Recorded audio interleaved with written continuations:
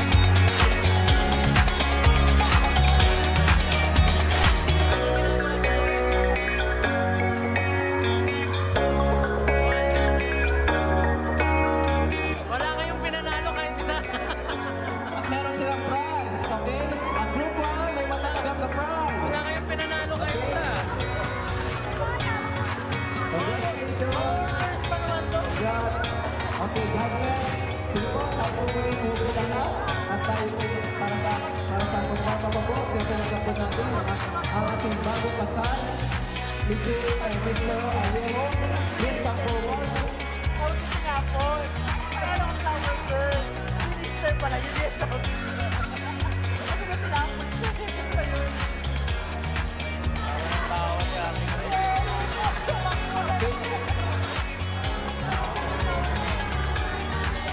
Wala kayong pinagawa. Ang bira. Discipleship tayo bukas.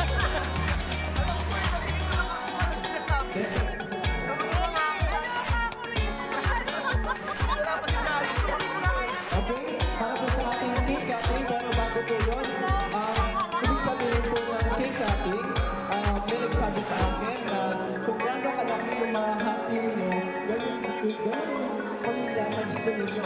Kung mas malaki ang hati, mas malaki ang pamilya ang gusto. Okay? Kung mas malaki. Pero isa rin po, ang cake cutting is a symbolize of sweetness of the couple. Okay? Inanya sa malapitan. Tamis ng kanilang pagmamahal. So, sige na lang po, hatiin po nila ang cake. Bakit ganyan? Barong. Ano? Kamusta? Okay. Smile, guys. Video. Congratulations! Thank you, Thank you, SSC! Woo! Yehey! Bagyo na, magbagyo na! Tagaytay, Tagaytay! Ready. Ang category. Alam, madilim. Wala flashlight sa harap. Wala, meron yan eh.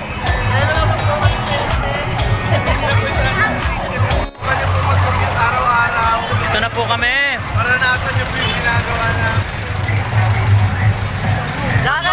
Last na to! Last na to namin ha! Last talaga! Sabi ko sa'yo! Tama na yung kasal mo, isa lang. Wala na picture-picture ha? Wala lang sa amin pinyagan para mas madali. Sa amin na lang. Kung ka sa Perpi pagpa-dedicate. May binyag malapit. Kasama ka guys, pauwi na kami. Ang haba ng ano, ang haba ng pila. Yan o, pauwi. Ayan o. Grabe! Ang haba ng pila.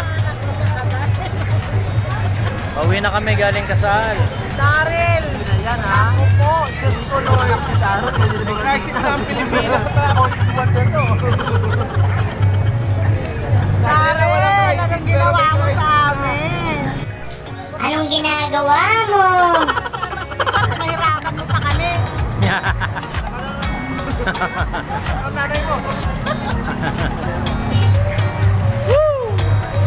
Oh, sara nyo na guys. Paalam na. Hanggang dito na lang vlog namin. Hi guys. Isa pa. 1, 2, 3.